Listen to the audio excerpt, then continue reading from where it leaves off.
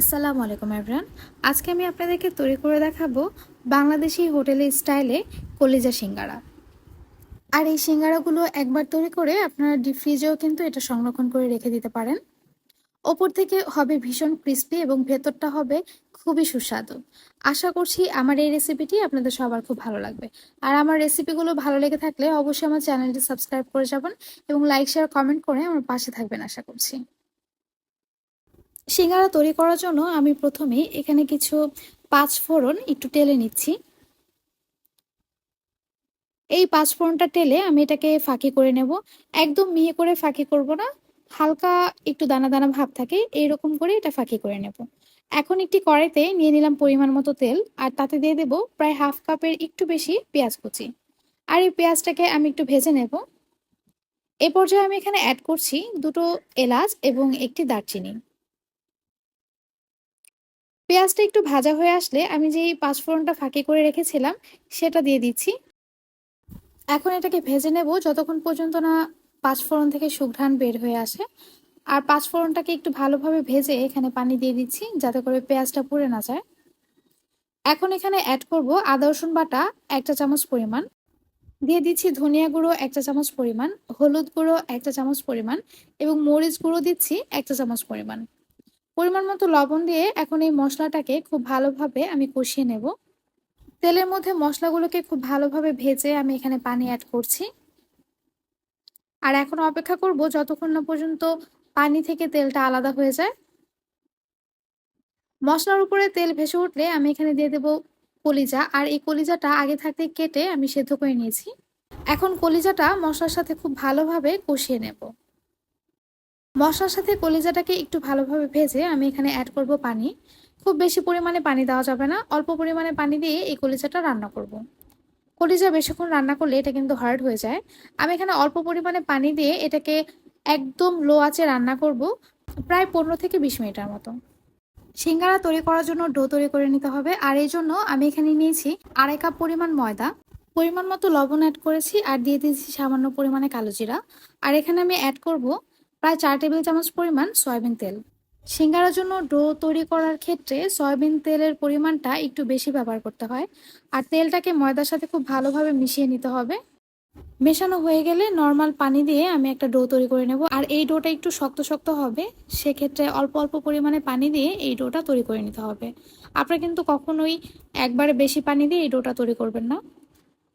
আর এই ডোটাকে আমি খুব ভালোভাবে ময়ান করে নিয়েছি, আর দেখতেই পাচ্ছেন এটা কতটা স্টিকি হয়েছে।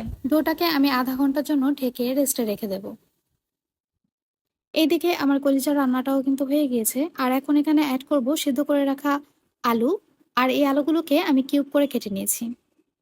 আলুটাকে প্রথমে সিদ্ধ করে তারপর আমি কেটে নিয়েছি। কলিজার সাথে আলুটাকে একটু রান্না করে নেব, আর এই জন্য এটাকে একটু ঢেকে আমি দমে বসিয়ে রাখবো 10 থেকে 15 মিনিটের মতো। এবং 10 থেকে 15 মিনিট পর আলুটা কিন্তু আরও নরম হয়ে যাবে। এখন আমি স্প্যাচুলা দিয়ে এই আলুগুলোকে এইভাবে ভেঙে দেব। সিঙ্গারার মধ্যে আলুটা একটু ভাঙা ভাঙা থাকলে খেতে কিন্তু বেশি ভালো লাগে। এই পর্যায়ে আমি এখানে অ্যাড করব আরও হাফ কাপ পরিমাণ পেঁয়াজ কুচি। আর এই পেঁয়াজটাকে কিন্তু একটু মোটা করে কেটে নিয়েছি, সাথে দিয়েছি কিছু মরিচ কুচি। আর এখানে দিয়ে দিলাম জিরা ফাঁকি 1 চা চামচ পরিমাণ।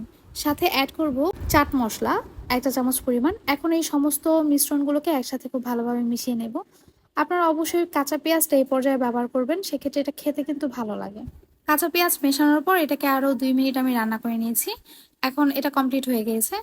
অন্যদিকে ডোগুলোকে আমি এইভাবে ছোট ছোট করে পিস করে রেখে দিয়েছি, এতে করে এটা বেলতে সুবিধা হবে। আপনারা অবশ্যই ডোটাকে এইভাবে ছোট ছোট করে কেটে রাখবেন, তাহলে যখন বেলবেন এটা সহজেই কিন্তু চারপাশে ছড়িয়ে যাবে। এখন আমি লম্বা লম্বা করে রুটি বেলে নিচ্ছি। সিঙ্গারা কিভাবে তৈরি করব সেটা হয়তো আপনারা দেখেই বুঝে যাবেন, কারণ এটা এক্সপ্লেন করার কিছু নেই। আমি লম্বা করে রুটি বেলে এটাকে মাঝখান থেকে কেটে নিয়েছি। আর এখন আপনারা দেখতেই পারছেন আমি কিভাবে সিঙ্গারা তৈরি করব। আমি একটা ভাজি আপনাদেরকে দেখাচ্ছি, কারণ এই একটা ভাজি আমি কিন্তু খুব ভালোভাবে পারি। আর সিঙ্গারা তৈরি করার ক্ষেত্রে এই রুটিটাকে কিন্তু একটু মোটা করে বেলে নিতে হবে। একদম পাতলা করলে সেক্ষেত্রে সিঙ্গারাটার ভেতরের ডোটা কিন্তু বাইরে চলে আসতে পারে। তো এখানে কিন্তু আমি দেখিয়ে দিয়েছি এটা কিভাবে তৈরি করবেন। আপনারা যখন এই দুটো জিনিস একসাথে লাগাবেন, একটু পানি ব্যবহার করে নেবেন, তাহলে এটা খুলে যাওয়ার সম্ভাবনা থাকে না। এখন দুই পাশে পানি লাগিয়ে আমি দুই পাশটাকে একভাবে করে দিচ্ছি, মানে একসাথে মিশিয়ে দিচ্ছি। আমি সবগুলো সিঙ্গারাই কিন্তু এভাবে তৈরি করব। আপনাদের বোঝার সুবিধার্থে আমি আরো একটা সিঙ্গারা তৈরি করে দেখাচ্ছি। এটা কিন্তু অনেক ইজি, যদি আপনারা একটু মনোযোগ দিয়ে দেখেন তাহলে হয়তো বুঝে যাবেন। আর আমার মনে হয় অনেক রকম ভাঁজ না দেখে যে কোনো একটা ভাঁজ দেখে যদি সেটা ট্রাই করেন, সেটা কিন্তু খুব ভালো হয়। সিঙ্গারার ডোগুলোকে একটু চেপে চেপে ভেতরে ভরে দিতে হবে, তাহলে এটা শেপটা কিন্তু সুন্দর আসে। আর এভাবে লাগানোর সময় অবশ্যই পানি ব্যবহার করতে হবে, আদারওয়াইজ এটা কিন্তু খুলে যেতে পারে।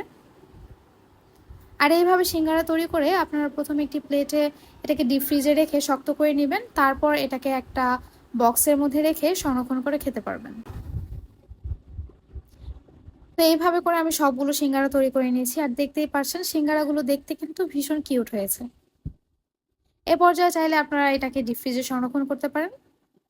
আমি কিছু সিঙ্গারা ডিপ ফ্রিজে সংরক্ষণ করব, আর কিছু সিঙ্গারা আমি আপনাদেরকে ভেজে দেখাচ্ছি। তবে সিঙ্গারা ভাজার ক্ষেত্রেও কিন্তু একটা ট্রিক্স ফলো করতে হবে, সেটা হচ্ছে সিঙ্গারা যখন তেলের মধ্যে দিবেন তখন তেলটা অনেক বেশি গরম হয়ে আসলে ওপরের আবরণটা দেখতে কিন্তু সুন্দর হয় না, তাই তেলটা গরম কম থাকা অবস্থায় সিঙ্গারাগুলোকে দিয়ে দিতে হবে। আর এই সিঙ্গারাগুলোকে মিডিয়াম আঁচে ভাজতে হবে, মিডিয়ামের চাইতে একটু কমে দিয়ে ভাজলে ভালো হয়। একদম হাই হিটে ভাজতে গেলে ওপরটা কিন্তু ভাজা হয়ে যাবে, কিন্তু ভেতরটা কিন্তু কাঁচা থেকে যাবে। এইভাবে নেড়েচেড়ে উল্টিয়ে পাল্টিয়ে চারদিক খুব ভালোভাবে ভেজে নিতে হবে।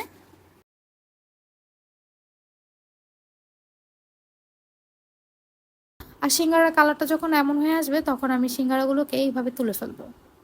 আমি কিন্তু অনেকটা সময় নিয়ে এই সিঙ্গারাগুলো ভেজেছি, আর দেখতেই পারছেন এটা দেখতে কতটা পারফেক্ট মনে হচ্ছে, একদম হোটেলে যে সিঙ্গারাগুলো বিক্রি হয় ঠিক সেই রকম মনে হচ্ছে। এখন আমি আপনাদেরকে একটা সিঙ্গারা ভেঙে দেখাচ্ছি। আপনারা দেখেই হয়তো বুঝে গিয়েছেন এটা কতটা ক্রিস্পি হয়েছে। আশা করছি রেসিপিটি আপনাদের খুব ভালো লেগেছে, আর ভালো লেগে থাকলে অবশ্যই আমাকে কমেন্ট করে জানাবেন। আল্লাহ হাফেজ।